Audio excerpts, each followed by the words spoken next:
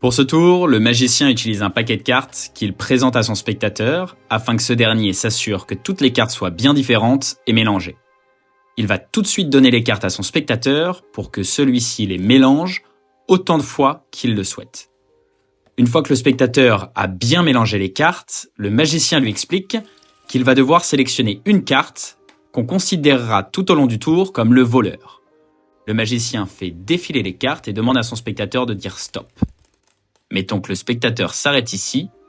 Le voleur de notre histoire sera la carte de notre spectateur. Je vous la montre et elle s'affichera dans un coin de l'écran. Pour compliquer la tâche du magicien, le spectateur va venir perdre le voleur à l'intérieur du jeu. Le magicien bat les cartes, le spectateur dit stop et insère sa carte au milieu du paquet. Il n'y a aucun break dans le jeu et le voleur est bien dissimulé à l'intérieur du jeu. Le spectateur peut effectuer autant de coupes qu'il le souhaite afin de s'assurer que le voleur est bien au milieu du jeu et non pas au-dessus ni en dessous. Une fois que le spectateur s'en est assuré, l'objectif du magicien va être de retrouver le voleur. Pour ce faire, il va s'aider de 2 policiers qui ici seront représentés par les 2 rois rouges. Le magicien parcourt le jeu à la recherche des 2 policiers. Il récupère donc un premier roi rouge et un deuxième. Une fois qu'il les a trouvés, il les dépose sur un coin de la table et présente aux policiers l'intégralité des cartes. Et ils peuvent maintenant commencer leur enquête. Le premier policier vient scanner les cartes, mais sans surprise, il ne retrouve pas le suspect. Il vient donc s'insérer vers la fin du jeu. Le deuxième fait la même chose, mais là encore une fois, il y a beaucoup trop de suspects, mais cette fois-ci, lui vient s'insérer vers le début du jeu. Les policiers peuvent maintenant travailler ensemble afin d'essayer de retrouver le voleur. Ils scannent l'intégralité des cartes et se déplacent à l'intérieur du jeu. Et maintenant, en étalant les cartes, le magicien constate que ces 2 policiers ont réussi à trouver quelques suspects très intéressants. Le magicien retire les cartes qui n'ont pas été suspectées par les policiers. Les policiers peuvent maintenant passer à l'interrogatoire et viennent interroger chacune des cartes. Une première, puis une deuxième, une troisième, puis une quatrième, une cinquième, puis une sixième et enfin une septième. Il reste donc plus que 3 suspects. La liste s'est encore rétrécie. Les policiers passent au dernier interrogatoire. Et un suspect sort du lot. Ce suspect est présenté au spectateur et le spectateur s'apercevra qu'il s'agit de la carte qu'il avait sélectionnée au début du tour. Et voilà pour la démonstration de ce tour de magie sans aucune préparation. Moi je l'adore parce qu'il est super simple à retenir et donc à réaliser. Donc dès qu'on vous donne un paquet de cartes, vous pouvez le refaire. Pour ça, vous avez besoin d'un jeu de cartes, vous l'aurez compris. Et on va tout de suite commencer par donner le paquet à notre spectateur pour qu'il le mélange et qu'il s'assure qu'il n'y ait aucune préparation. Ça renforcera forcément l'effet du tour. Une fois que le spectateur a bien mélangé les cartes, il va vous rendre le jeu. Et là, vous allez devoir mémoriser très rapidement la dernière carte. Pour ce faire, vous pouvez tapoter sur la table pour égaliser les cartes et donc regarder la dernière carte ou alors faire tourner le paquet comme ceci dans votre main. C'est très discret et on sait maintenant que la dernière carte est la dame de carreau. Maintenant, le spectateur va venir sélectionner une carte. Il peut prendre celle qu'il veut. Une fois qu'il a sélectionné sa carte, il va bien sûr la mémoriser. Et là, vous pouvez inventer l'histoire que vous voulez. Par exemple, reprendre l'histoire du voleur et des policiers comme dans la démonstration. Donc ici, il a sélectionné cette carte et nous, ce qu'on veut faire, c'est la coller avec notre carte clé, c'est-à-dire la dame de carreau. Pour ce faire, vous pouvez battre les cartes de la manière suivante et quand le spectateur dit stop, il va venir insérer sa carte ici au milieu du jeu. Et on va tout de suite reposer la partie du dessous avec la dame de carreau sur la carte de notre spectateur.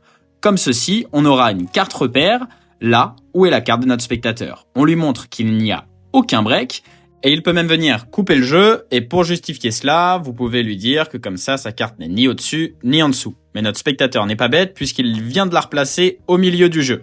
Donc c'est juste quelque chose d'additionnel. Par exemple, vous pouvez aussi faire une fausse coupe, donc un faux mélange, je vous mettrai le lien dans la description, mais ça, disons, c'est juste pour impressionner votre audience. En réalité, l'ordre du paquet ne change absolument pas. Donc une fois que le spectateur est sûr que sa carte est bien perdue au milieu du jeu, on continue notre petite histoire, on étale les cartes et on lui explique que ça va être très compliqué pour nous de la retrouver. Et donc que pour la retrouver, on va utiliser 2 cartes. Ça peut être 2 policiers comme dans la démonstration, mais ça pourrait très bien être 2 cartes que le spectateur choisit, par exemple ses 2 cartes préférées. Ici on va faire comme dans la démonstration et on va aller chercher les 2 rois. Et toute l'astuce est là. Pendant que je vais chercher les 2 rois, je vais aussi aller chercher la carte clé, la carte repère, c'est-à-dire la dame de carreau qu'on avait mémorisée. Et je sais que la carte qui est juste avant est la carte de mon spectateur. En l'occurrence ici, le valet de pique. Et l'objectif va être de passer le valet de pique, donc la carte de mon spectateur, en première position. Donc je coupe les cartes comme ceci, pendant que je suis en train de récupérer les 2 cartes, c'est-à-dire les 2 rois rouges, qui font office de policiers dans notre tour. Et donc là, je vais récupérer le 2e roi, et il faut bien sûr que tout ce mouvement paraisse très naturel, pour que le spectateur ne voit pas que sa carte est maintenant passée en première position. Et à partir de ce moment-là, le tour est joué.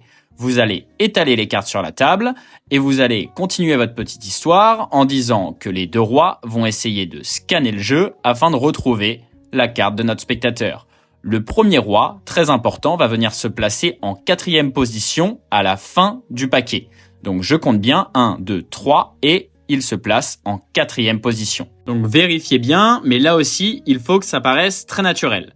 Et le 2e roi, lui, une fois qu'il aura scanné les cartes dans notre petite histoire, va venir se placer en 5e position. Donc là encore une fois, 1, 2, 3, 4 et la 5e position se situe juste ici. Et vous y placez le roi. Maintenant, vous expliquez à votre spectateur qu'il y a plein de suspects et que les rois vont essayer de retrouver sa carte. Donc vous égalisez bien les cartes, vous pouvez les faire défiler sur la table en expliquant que les rois mènent leur enquête. Et là, très important, vous allez faire une coupe simple en expliquant que les rois se déplacent pour essayer de retrouver la carte du spectateur. Et en étalant les cartes, c'est très visuel et très sympa à réaliser. On remarque tout de suite que les rois ont retrouvé et entouré seulement quelques cartes.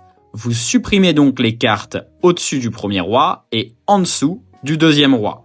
Et vous pouvez maintenant expliquer à votre spectateur que les rois ont effectivement réussi à retrouver quelques suspects, mais que pour retrouver sa carte, il va falloir que les rois passent à l'interrogatoire. Et là, faites exactement comme moi.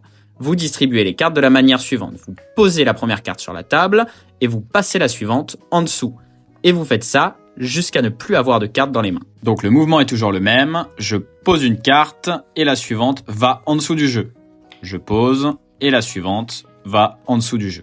Et je pose. Et quand vous arrivez à poser le 2e roi, il vous restera des cartes dans les mains et ces cartes-là, on peut les éliminer en expliquant au spectateur que ces suspects-là peuvent retourner dans le paquet de cartes. Et vous allez faire exactement la même chose une seconde fois. Vous posez le premier roi et vous passez la carte suivante en dessous. Vous posez la carte d'après sur le tapis et la suivante en dessous. Et vous posez le dernier roi. Là encore une fois, il vous restera 2 cartes dans les mains. Vous pouvez les éliminer. Ils ne sont plus suspectés. Et vous allez donc attirer l'attention de votre spectateur sur le fait qu'il reste une carte entre nos 2 rois, nos 2 policiers. Et vous pouvez la révéler à votre spectateur. Il s'agira toujours de la carte qu'il avait sélectionnée au début du tour, en l'occurrence ici, le valet de pique.